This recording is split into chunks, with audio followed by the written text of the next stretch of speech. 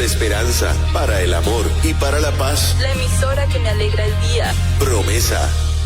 WPES, Mins, Orlando y Sanford, Florida. 840 AM. Nos escuchas en nuestra app, Promesa 840. Descárgala. Con los éxitos de hoy y de siempre. Promesa 840. Cuando te vas de viaje, llévanos contigo. A todas partes.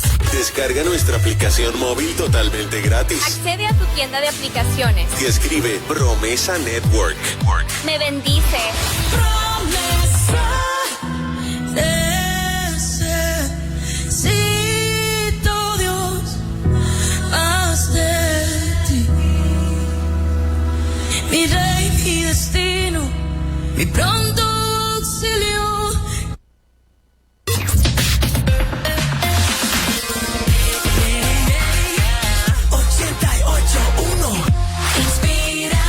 Programa favorito de las tardes, esto es Dímelo, gracias por el apoyo. Y parte de ese apoyo se refleja en la gente que siempre cree en lo que estamos trabajando, en lo que estamos haciendo. Uno de ellos es nuestro querido CEO de Closest Way, nuestro José Torres. Saludos, José, ¿cómo estás? Saludos, ¿cómo estás, Joero? Saludos, Liz y los radioescuchas. Mira, conéctense para que puedan ver. Hoy vamos a transmitir un closet verdadero. Esto es un walk-in closet pequeñito que mide solo 60 pulgadas por 40, pero quiero que vean las maravillas o milagros que el Closet Way hace con tu espacio y con tu closet. Si te fijas, en la parte de arriba aprovechamos y almacenamos.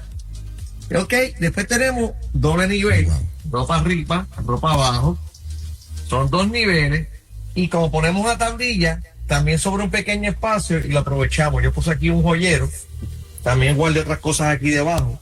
Así que esta tablilla se aprovecha también el espacio. Oh, wow. Y entonces, fíjense otra cosa que les voy a enseñar, disculpen la toma, que el tubo coge la curva. Oh, sí. Estos son una pared que está al fondo, una pared pequeña a mano izquierda, y nosotros conectamos una pared con la otra sin interrupción ninguna. O sea que el closet se convierte en una sola pieza completa hasta que muere en esta esquina. Y así mismo hacemos en la parte de abajo, pero pongo pantalones. Pongo pantalones y aprovecho y pongo zapatos en la parte de abajo. Aquí también puse pantalones y aproveché el espacio para almacenamiento. Puse canasta donde guardo zapatos y otras cosas. Y después le puse 5 gavetas de 30 pulgadas de ancho, 32, perdón. Y mira todo el espacio, mira todo lo que yo guardo en estas gavetas. Mira eso lleno de camisa. Así que te da un rendimiento de espacio espectacular. Y esto es un ejemplo de un closet pequeño, para que veas lo que el espacio que le podemos sacar. Imagínate lo que podemos hacer con un closet grande. Así que aquí tienes un ejemplo de las cosas que el Closet Way puede hacer por tu closet. Te invitamos a que llames al 768-5000, estimados gratis. Vamos a toda la isla y lo diseñamos frente a ti al momento en computadora en 3D. En otras palabras, puedes ver cómo tu closet va a quedar antes de comprarlo. Y lo diseñamos una u otra vez hasta que quedes complacido, porque cada closet lo hacemos individualizado, basado en el tipo de ropa que tú guardas o cómo tú acomodas la ropa. Hay gente que usa mucho gancho, hay mujeres que tienen mucho traje largo, hay gente que no tiene traje largo, hay gente que tiene abrigo. Así que nosotros nos adaptamos a lo que vemos que hay en tu closet, pero siempre lo que buscamos es aumentar el espacio para que el closet te quede más suelto. Y esto es matemática sencilla. Si tú tienes 100 pulgadas y le pones 2 pisos, tienes 200. O sea, que es como una casa y le pongas un segundo piso. Así que básicamente esa es la tendencia, que te aumenta el espacio. Y lo subdividimos de tal manera que evita el reguero. Aun cuando tú quieras ser desorganizado, no puedes, porque no te deja espacio para que puedas hacer desorden. Cierto. ¿Me entiendes? Estamos Todo en tiene vivo. que ir a su sitio. Así que esa es otra ventaja. Para las personas que son regonas, no te fomenta el reguero. Lo que te fomenta es el orden. Y tenemos, mira, una oferta en este tipo de closet en madera, hasta 8 pies de ancho. Tenemos una oferta de $1,095 instalado. Wow. Garantía de 15 años, porque esto es pintado, no es laminado. Por ende, no ocurre deslaminación. 15 de garantía. El Closet Way lleva 31 años. Esta radioemisora es patrocinada por Magic Transmission, especialista en la reconstrucción de transmisión de vehículos. Trabajos garantizados, 25 años de experiencia. Visítenos en la 10505 Cleveland Road, Garner, North Carolina, 27529. Llámanos al 984-242-4989. Estimados gratis. En asuntos de transmisión, Magic Transmission es la solución. Llámanos al 984-242-4989. Y recuerde que como Magic Transmission no hay dos. Atraviesa el tráfico de autos con el mejor playlist. The drive home sounds better. Que el camino suena mejor con la Celestial 106.5. No le cambie, porque a continuación comenzará un programa que bendecirá tu vida. Aquí en la Celestial FM 106.5. El siguiente programa es clasificación A, apto para todo público. Contenido E, entretenimiento. Toda palabra o punto doctrinal emitido en el siguiente programa es responsabilidad exclusiva del programador y no de esta radio. Bienvenidos a Café con Hispanos, un programa que conecta nuestra fe, nuestros valores como familia, nuestros negocios y proyectos de ley que afectan a nuestra comunidad hispana aquí en Carolina del Norte. Entrevistamos al gobierno y a líderes de nuestra comunidad para dialogar sobre el trabajo que realizan en beneficio nuestro, actualidad y un sabor a dulce hogar. Somos la voz de nuestra gente hispana. Le damos la bienvenida al pastor Gilbert Pagan. Café con Hispanos comienza.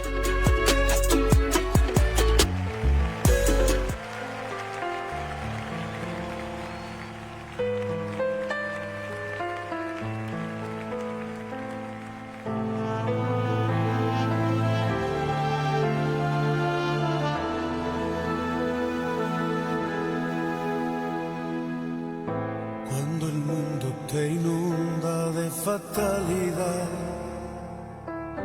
y te agobia la vida con su mucho afán y se llena tu alma de preocupación y se seca la fuente de tu corazón.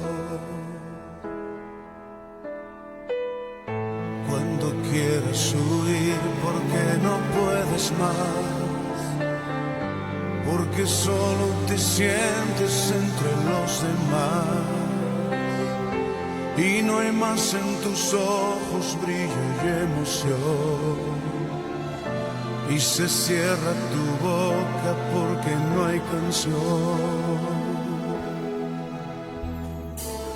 Puedes sentarte a sus pies y de sus manos beber la plenitud que tu alma necesita. Puedes sentarte a sus pies y cada día tener una nueva canción y nueva vida. A sus pies hay paz, gracia y bendición. A sus pies tendrás luz y dirección, la plenitud en él nunca se agotará. Puedes descansar en su presencia. Descansa en él esta noche.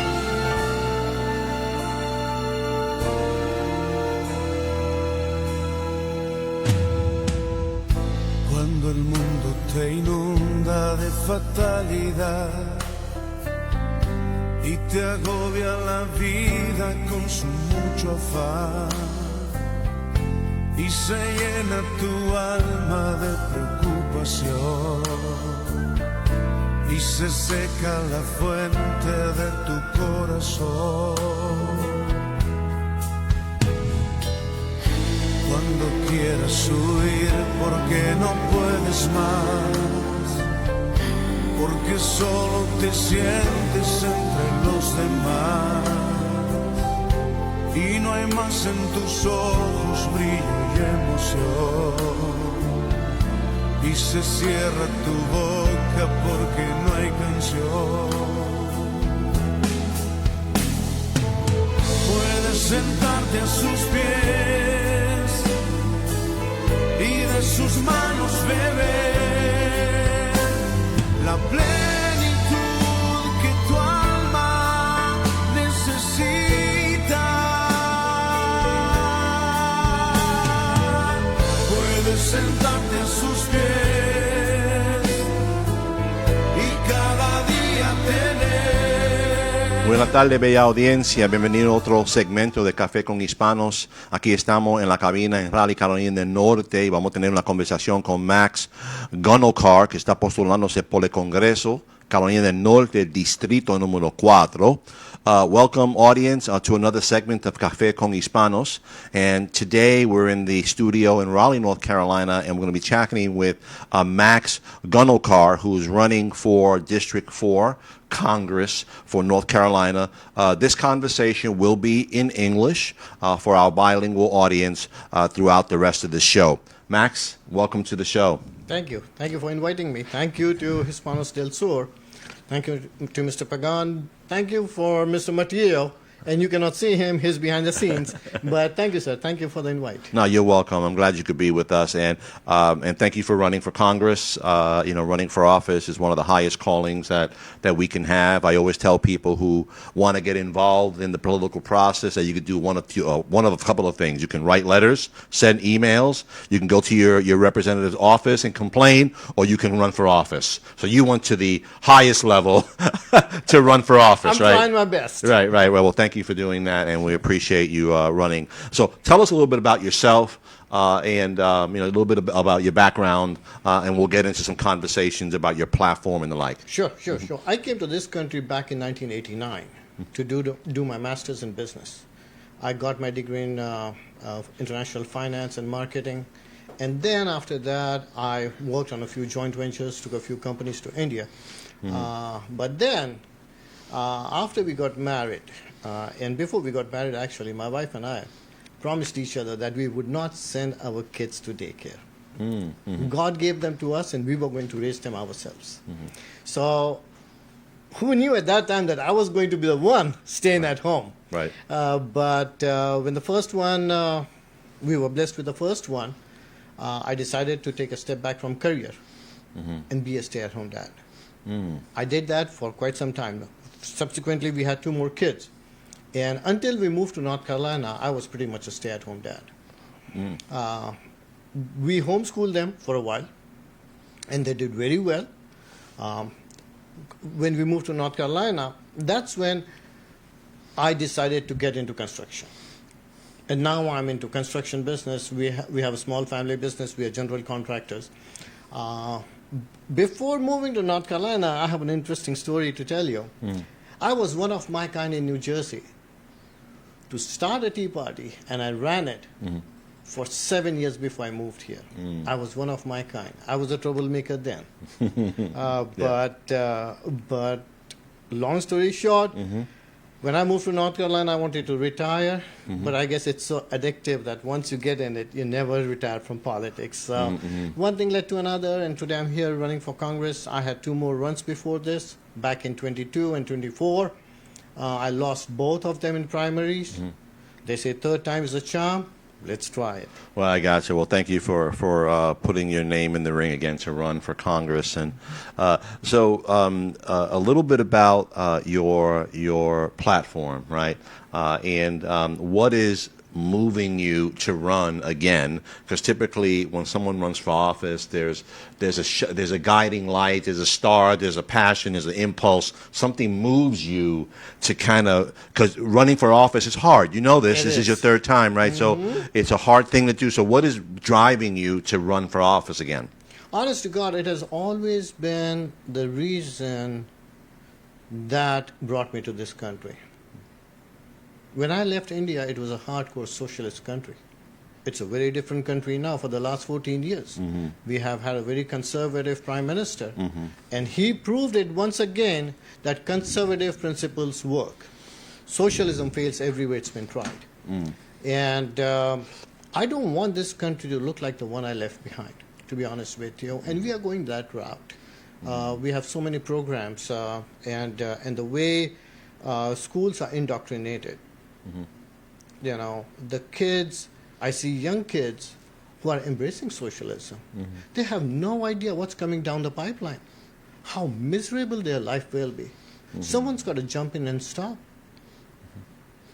So I'm running in a very blue district, but this country is worth fighting for, every square inch of it. So the blue district, you're running, and obviously you're concerned about the education of our kids, right, in the school system. We'll turn back to that. But you're running in a very blue district, which, and correct me if I'm wrong, which encompasses parts of Wake County, parts of Durham, parts of Orange, and part of, what's the last one? No, actually, part of Wake. Wake, okay. Part of Chatham. All of Orange. All of Orange. And all of Durham County. And all of Durham. So you're It's a huge district. Yeah, so all of Orange and all of Durham will have you as their rep, and then pieces of Wake, right, and pieces of Chatham. Is that what you're saying? Okay. Yes. So let's get back to the education point. One of your concerns running for Congress and platform.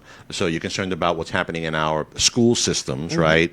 And what's being taught to them, the kids. You're concerned about that. So tell us a little bit about that. Right, and see, this is what the conversation boils down to always. When we start talking as conservatives, we jump on the indoctrination part. And we think, oh, stop. We have to save our kids.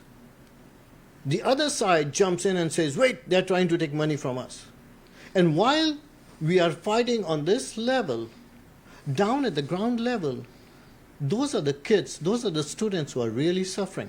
Let's take black community for an example. We know about segregation, but when you look at segregation today, that's zip code segregation. That's what I call it, and I'm not afraid to use that word, because today the kids are clubbed together, put together based on their zip codes. What happens in that time? They are stuck in an education system that's not right for them. They are stuck in an environment that's not right for them. They live young, they die young. Most of them, and we are talking about the black community, most of them do not grow up to the adults that they should be, to be fathers in their family, or be a responsible citizen. So what we really need to start looking at is, what do we do at the ground level? And my idea is we should have educational freedom.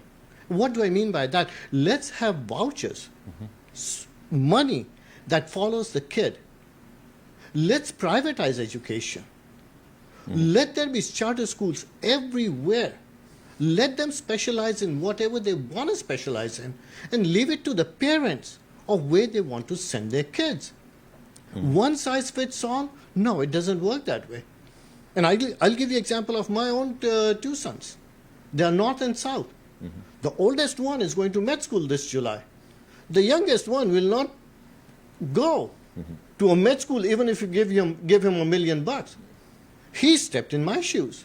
He loves construction. He's doing construction management as a degree. They want to go maybe entrepreneurship route kind of thing. Exactly. So we can have vocational schools starting high school, and let kids decide, students decide for themselves what route they want to take, rather than putting them through this mill, which does not serve them. And education is always the gateway to a better living standard. If they live in that environment, do they see anything different than that? They probably don't. So let them get out of that environment. And when you look at education, our whole system of healthcare, of home ownership, of insurance, everything is tied together. We have to break the education system to free the people.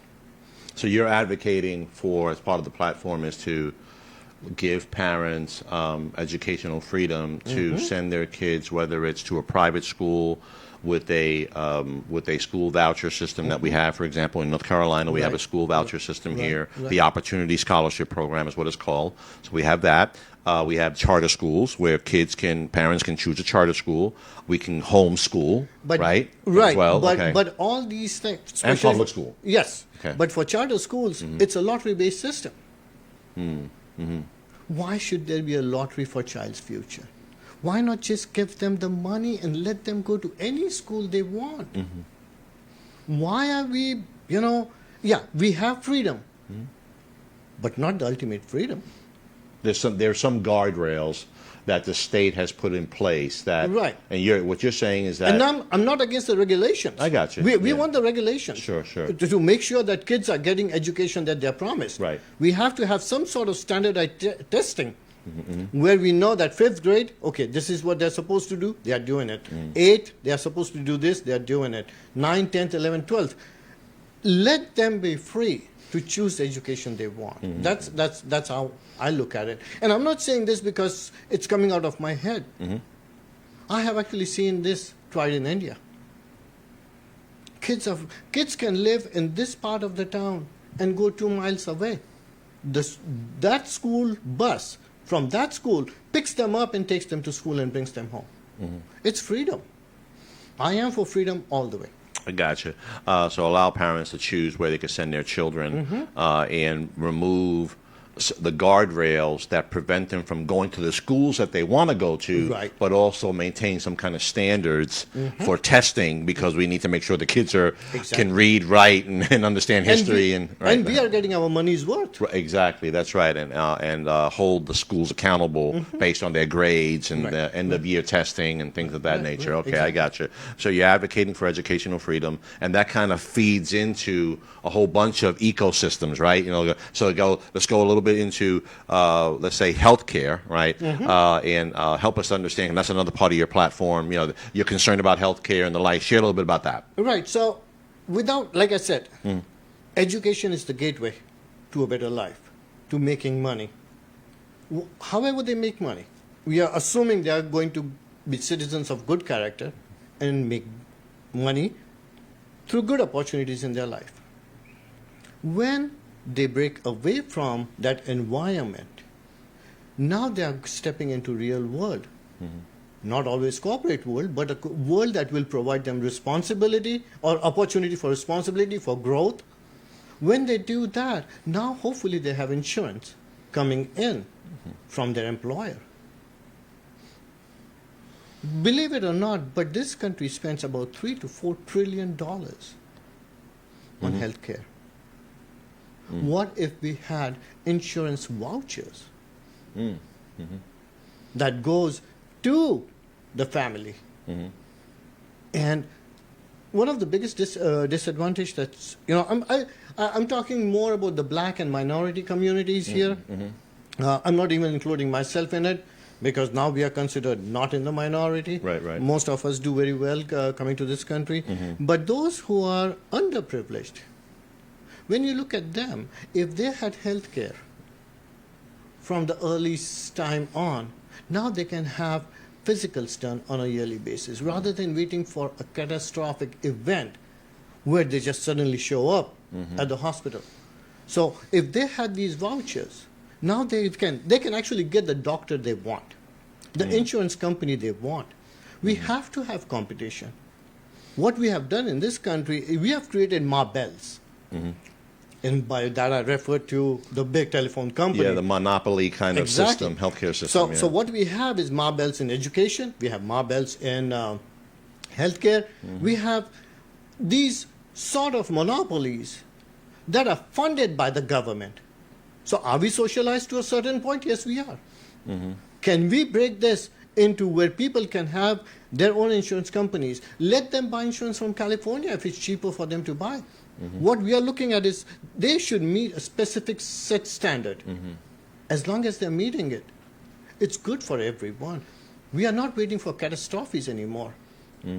And people who need the health care the most, will actually get it. So, in your connecting the dots here with education, that you get a better education. In theory, you get a better job. That job will provide you with insurance, and hopefully, the insurance industry would allow, or something would have to be fixed to get a voucher where you can take that voucher and say, okay, that voucher is worth $7,000, just to give you a number, whatever, and they can go to any Blue Cross Blue Shield, Aetna, they go to any insurance company and say, okay, I want to buy this, use this for my insurance, and they may have to pay the difference if their annual is higher, almost like with school vouchers, right? Well, you are again teaching responsibility. Right. You know, if you're smoking, so now we are telling them, don't smoke, it's not good for your health. If they still choose to, hey, pay for it from your own pocket. You still got that basic coverage that you will need. And it's really a human rights issue if you look at it, because the government is paying for it anyway. On the same notion that we need to have a helping hand for the underprivileged. Yeah, Medicare is a socialized kind of medical program, obviously for people who paid into it and stuff, and some people who have not paid into it still get it. But, it's a Ponzi scheme. Right, yeah. But so you got Medicaid for the underprivileged, low income people who need it. Some of them are in the system, they shouldn't get it, but that's another conversation. Then you have Medicare for the 65 and over, and those programs in and of themselves are socialized medicine in some kind of form or fashion. Right, and when I'm talking all these things... Not like the UK, for example. No, what I'm saying is Canada. These should be for citizens only. Gotcha. And again, giving you from my own example, every time my parents came to visit us, we had insurance on them. So if you're coming to this country for any reason whatsoever, you better have full insurance on you so that the liability is not on the public system, but it's with you. Gotcha. So we connect education to healthcare, better job, better opportunities, and the like. And the other topic was around ownership, right? And that was ownership freedom. Yes. So talk a little bit about how that kind of ties into all that. Right. So again, we are looking at education system. The freedom starts from there. Once you are free to move around in the country, or even in state for that matter, or in your own city, you can live in this part of the town and go to school here. Now you're not zip code segregated, meaning you don't have to have a home in the good school district. We are breaking that monopoly. So, let's take Wake, for example. Wake County. Morrisville, Cary, Apex, all these zip codes have very good school districts. You don't need that really. I mean, we are packing people together like sardines in small areas. We are destroying the environment there. We are destroying the traffic, the pollution, everything that goes with condensing people in a small area, in a small school district. Now people can live wherever they choose to, send their kids to wherever they want to. You are not forcing them to buy homes in good school district. That's one of the reasons why I moved to Chatham County at that time.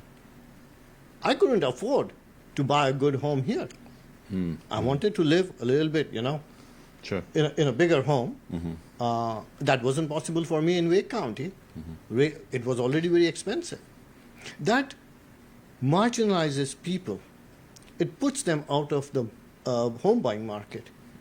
But once you spread the, how would I say this?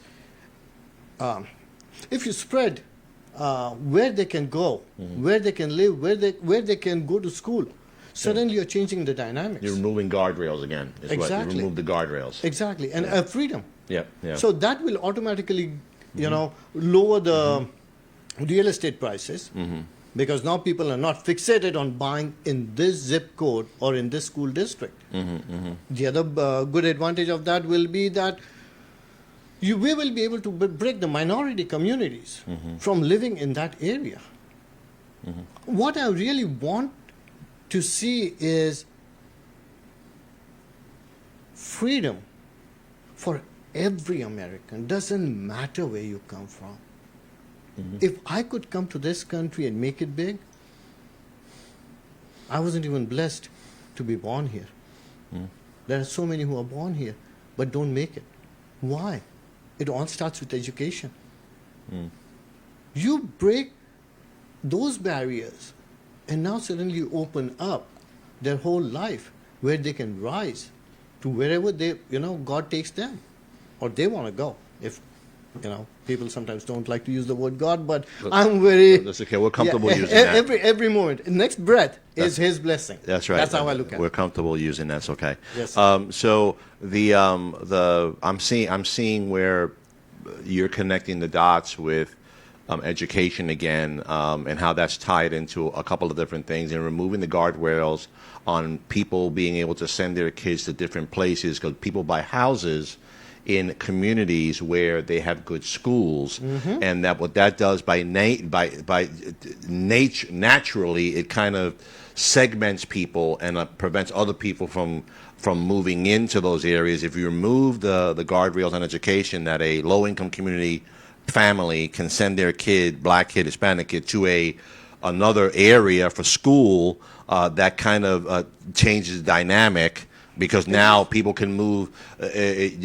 People can move into a low-income area that, in theory, would get better because it's not connected to the school system. People can move their kids anywhere. Exactly. So that's, you would hope that would happen. I'm not saying it will or right. It's something that would have to happen over time to change the dynamic of a local community. What we need right? to do is start thinking out of the box. Yeah. We are living in a box. We think in a box. And and we live in a box. We live in a box. Well, the house, so we, exactly. And we go to work in a box. If you work in an office, you're back in a box. Right. So that said, I get the connections back to the circular pattern of education.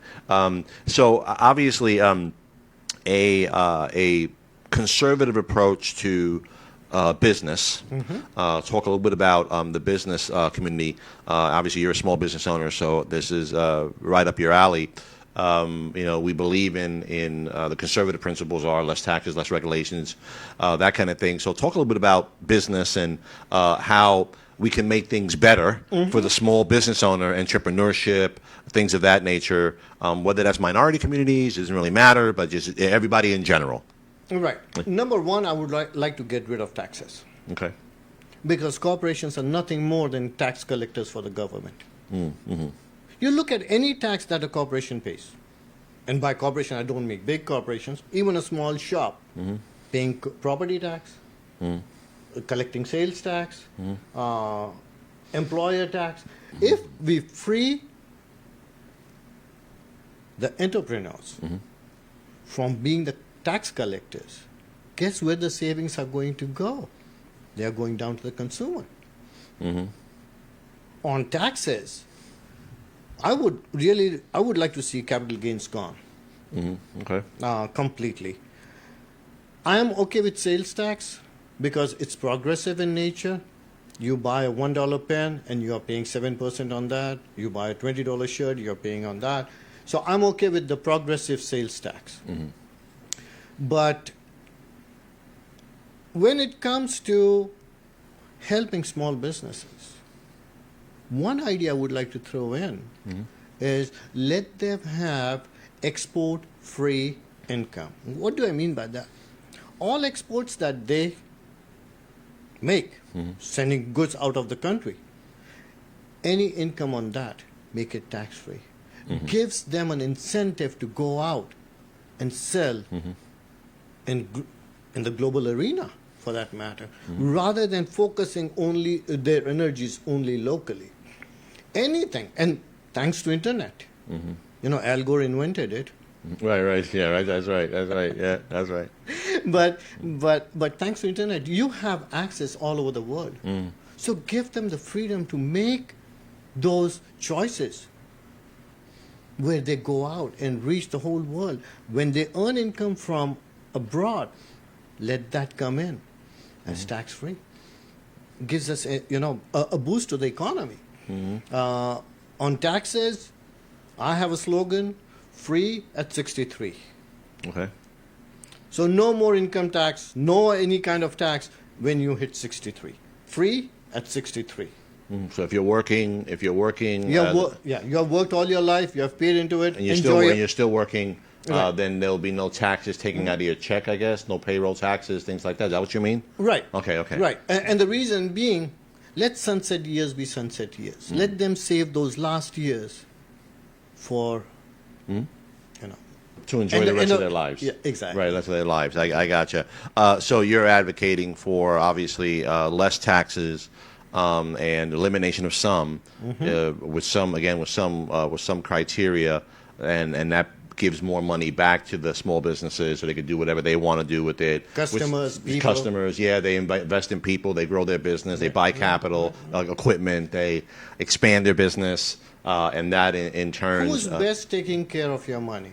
You or someone else? Yeah, of course. Yeah, us. Exactly. Yeah. We're better off controlling our own money and doing best, make the decisions for ourselves. Exactly. Back to the freedom, of spirit here of entrepreneurship.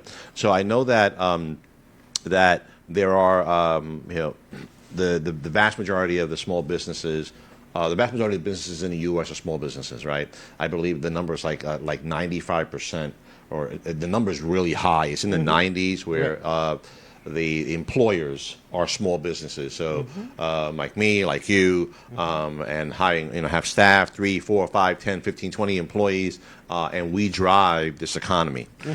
So I know that regulations and taxes tend to put a stranglehold on businesses, right? And who likes those regulations? Yeah, the big businesses like them. Right, to limit us from growing. There you go. Thank you, sir. Right. Thank you. Exactly. Exactly. So we really need to lower the regulations to bare minimum. We are, we have to have some control on what's going on. As long as they are meeting the legal framework. We should, try to lower the regulations as much as we can. Absolutely. Give them the freedom. Again, that's where I come from. Give them the freedom. Taking you back to when I left India back in '89, we had no freedoms. What name? When I took a company to India, we were not even allowed to pick the name that we wanted. We were told that, okay, give us like 5 names, and then a government bureaucrat is going to decide what your company name should be. Right. So the controls get tighter and tighter, and I'm all for breaking free. Let people be free. Absolutely. We're talking with Max Ganorkar, who's running for Congress, North Carolina, District 4. And we're going to take a commercial break, a music break, and then we'll come back in a few minutes and continue the conversation with Max here in the studio. Vamos a coger un descanso musical en este momento y ahora regresamos con Max Ganorkar, candidato por Congreso, distrito número 4. Quédate con nosotros. Puedes descansar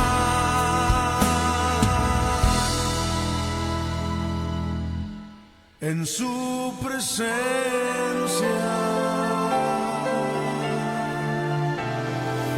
Hispanos del Sur, la voz de los hispanos en Carolina del Norte, quiere asegurarle que esté al tanto de los programas que le beneficiarán a usted y a su familia. Servimos a familias y a empresas en 4 áreas. 1. Creación, financiamiento y crecimiento de pequeñas empresas. 2. Becas para enviar a sus hijos a escuelas privadas y religiosas. 3. Programas de salud y bienestar para mejorar su salud y obtener seguro médico. 4. Educación cívica, políticas públicas y cómo las leyes y regulaciones afectan su vida diaria. Nos aseguramos de que nuestras voces se escuchen en todos los niveles de gobierno. ¿Necesita hablar con nosotros o colaborar con nosotros? Contáctenos al 919-931-4597 o por correo electrónico connect@hispanosdelsur.com o envíe un mensaje en redes sociales. Hispanos del Sur, la voz de la comunidad hispana. La Celestial 106.5 está cada vez más comprometida contigo. Escucha cada jueves Café con Hispanos con el pastor Gilbert Pagan. A las 4 de la tarde, disfruta de un contenido de actualidad y relación directa con nuestra comunidad, un programa de fe, valores familiares, negocios, gobierno y más. Recuerda que cada jueves tienes una cita con la Celestial a las 4 de la tarde. Café con Hispanos con el pastor Gilbert Pagan.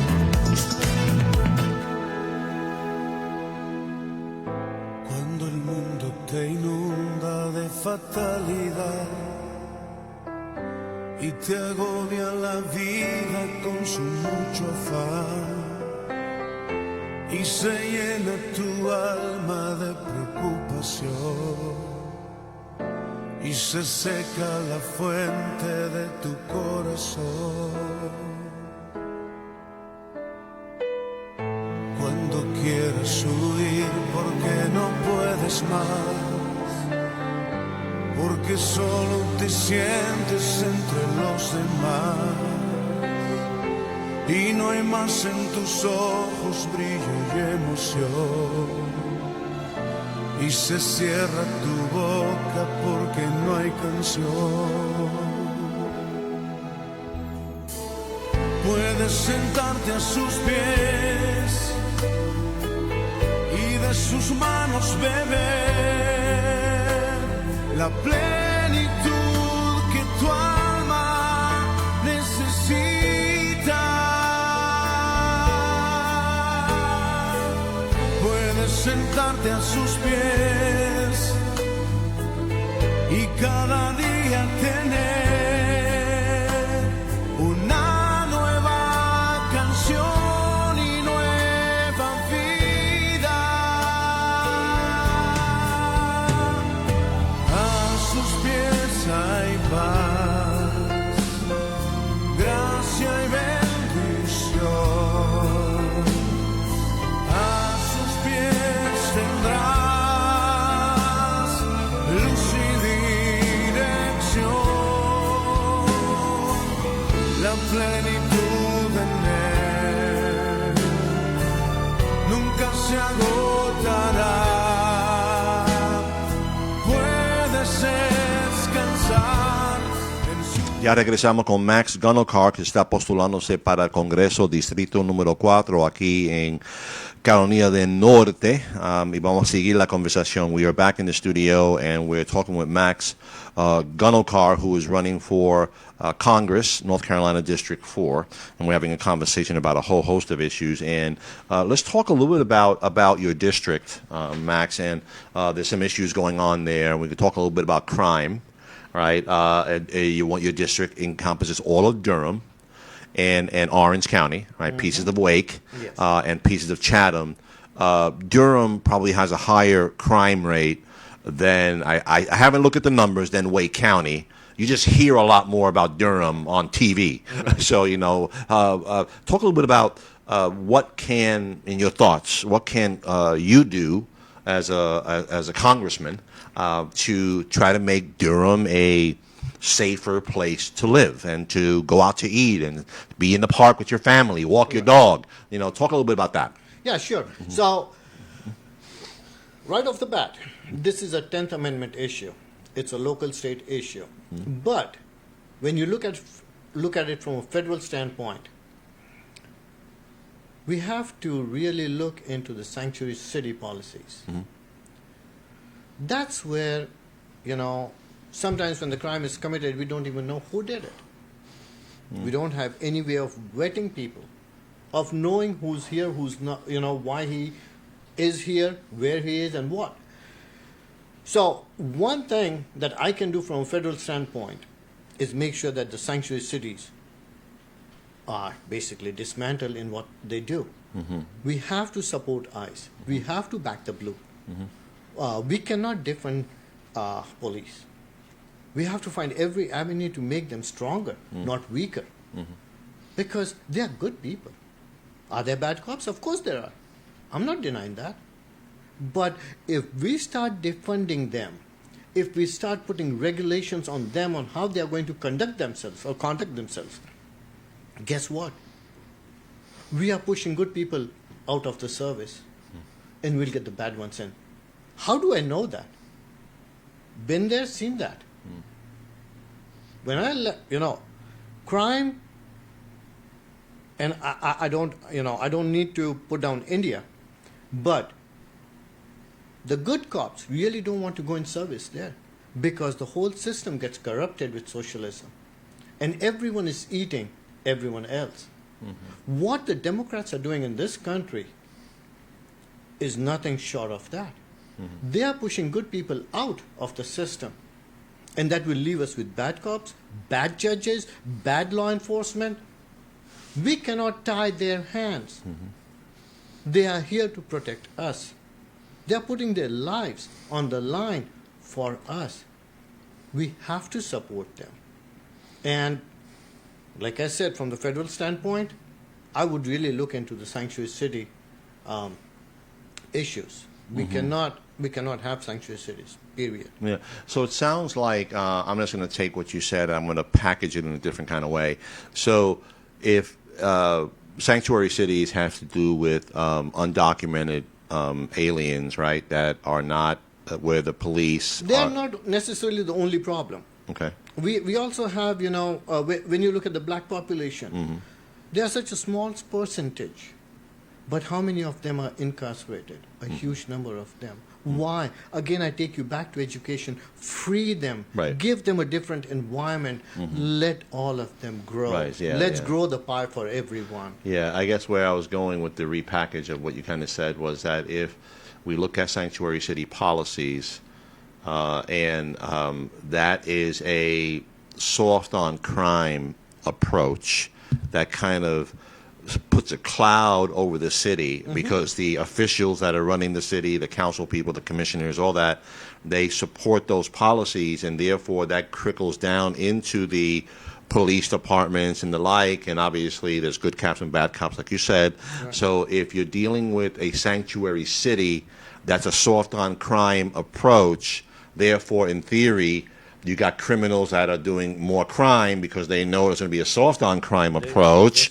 So it kind of works its way around the system. And then the good cops don't want to be cops because they arrest these people, the criminals, because and then the DAs let them out, the judges let them out, and then therefore that's that sanctuary kind of spirit over the county permeates into a whole bunch of other stuff. That's what I meant. I was repackaging what you just said. Right. I mean, I got it. Like so many criminals were let go during COVID. Right. And one of them ended up killing that beautiful girl in Charlotte, subway. Irina Zarutska, in Charlotte, on the train. Yes. He shouldn't have been out there. 13 times he was released. Exactly. And he shouldn't have been released after 1 or 2 times. He should have been held. But cashless bail, that's another problem. Cashless bail, and that's another issue that we need to fix, right, and eliminate. Yeah, exactly. Which again goes back to the soft on crime kind of philosophy, which permeates the city, and then the criminals can go out and do what they want to do. Yep. That's kind of like the thought process, right? Okay, so we need to work on that. So you talked a little bit about housing earlier on, and we have an affordable housing issue, right? And that people want to work in Wake County, they want to work in Durham County, they want to work in Orange and Chatham, but they can't afford a house. Right. So they have to live an hour away, 45 minutes away, and drive into work because they can't afford to live here. I don't know what at the federal level, from a congressional perspective, we can do to affect the local housing market. I don't know how do we, other than support affordable housing and give credits for buying houses, whatever. Right. But I'm a strong believer in property rights. Okay. I understand totally that people want to live as close as possible to their work, but is it always possible? It's not. Yes, we do have, and these become metros. The triangle has literally become a metro. Right. We just don't have trams and all here, but that's how it feels. When you get on the road, you just don't know how long it will be before you get home. Can we do anything about it? build more roads and bridges, Right. destroy environment. I'm not for that. I love work from home concept. Saves you on gas, saves the environment. If you don't have to be in the office, but then again, you can talk on both sides of the issues. People take disadvantage of that, which is not right. And I know people who have. But there are people like my wife who gets up at 4 o'clock in the morning and starts working because her headquarters is in Europe. So she tries to work with them. But that gives her freedom to start working early and work as she wants and how she wants. So she delivers as promised when promised. But that's one way of reducing congestion on roads. Right.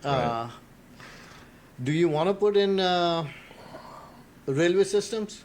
I'm not a big fan of that. But if we have to, it's again a local issue. They will have to decide. They will have to, sign off on a bond that will raise their taxes again. Exactly. Right. So it's not an easy issue. My whole concept of is spreading people away from concentrated districts, so that life is better for everyone. It's very stressful to live in so congested areas. We lived in New Jersey for a long time, and I'm telling you, it was not fun getting on the road. And if Democrats could have it their way, they would put a toll booth right on your driveway. Right. Yeah, to get more money out of you. Exactly. So we're talking with Max Ganorkar, who is running for Congress District 4, North Carolina, and we're wrapping up the show here. Last words for the audience on your campaign and the importance to get involved, get out and vote, vote for you, and information on how to reach you, your website, things like that. Share a little bit about the importance of actually getting out there and voting. Right. So, and your campaign. Yeah. Final last words. Yeah. It's a David versus Goliath fight. I am not kidding. I knew getting in it what I was getting into. Can we make a difference? Yes, we can. But it will take efforts. It will take money. It will take boots on the ground. It will take all of the above. Be a social media warrior. You can always do something. If nothing, just pick up the phone. And there are apps that will help you dial to the right people, get them out. We have to do everything we can to save this country. We really don't want this country looking like the one I left behind. They can go to my website, maxforcongress.com. Again, maxforcongress.com. You can make a donation. If you're watching from across the country, I know you won't be able to cast your ballot for me, but hey, please send in some money. I would appreciate that. Right. We have to get the message out. For me, I came to this country. I worked my way through the system. I earned my citizenship. It's an honor. I'm not saying that we are going to stop everyone from coming, but we have to be careful about who comes in and what's the benefit to the country. This country, to me, is worth fighting every square inch. Even though I'm in a blue district, I do not see as a lost battle. I mean, there were people who, taunted me, hey, Max, fold your campaign. It's not worth the money and effort. One donor told me that we are not going to give you any money because there is no return on investment. That was discouraging. Could you have said the same thing to the founding fathers? Don't put your lives, your fortune, and your sacred honor on that document that they signed. Would you have told that to George Washington trying to cross the Delaware, trying to cross Delaware on that Christmas night, frigid, cold? Hey, don't go that route. There might be no return on investment. So I find these words very offensive. You were born, you are blessed in more ways than I can, imagine. And yet you have those words for me. Get behind me. Let's fight this. We can win it. We can flip it. And if we flip it, it sends a message to all across the country that conservative principles can stand. All we have to do is reach out to the other side. And I'm not saying other side meaning the politicians, but the people. We have to show them a way out. This country is meant to be free. There's no point staying on a plantation. Be free. That's what I'm for. Awesome. Well, Max, thank you for being on the show and coming to the studio and sharing your platform and all the things that we discussed here. So you can go to his website, maxforcongress.com. We're going to put the links in the show notes so you can get that information. And if you could volunteer for him as he requested or send him some money, which he requested, which is great. He has a David and Goliath campaign. He's the David going up against the Goliath, but he's running because he wants to make a difference. So, Max, thank you for coming into the show. Thank you, sir. Thank you so much. Ahí nos vamos. Bendiciones. La semana que viene lo vemos. Adiós. Tu corazón, cuando quieras huir porque no puedes más, porque solo te sientes entre los demás y no hay más en tus ojos brillo y emoción. La Celestial 106.5 está cada vez más comprometida contigo. Escucha cada jueves Café con Hispanos con el pastor Gilbert Pagan. A las 4 de la tarde, disfruta de un contenido de actualidad y relación directa con nuestra comunidad, un programa de fe, valores familiares, negocios, gobierno y más. Recuerda que cada jueves tienes una cita con la Celestial a las 4 de la tarde. Café con Hispanos con el pastor Gilbert Pagan.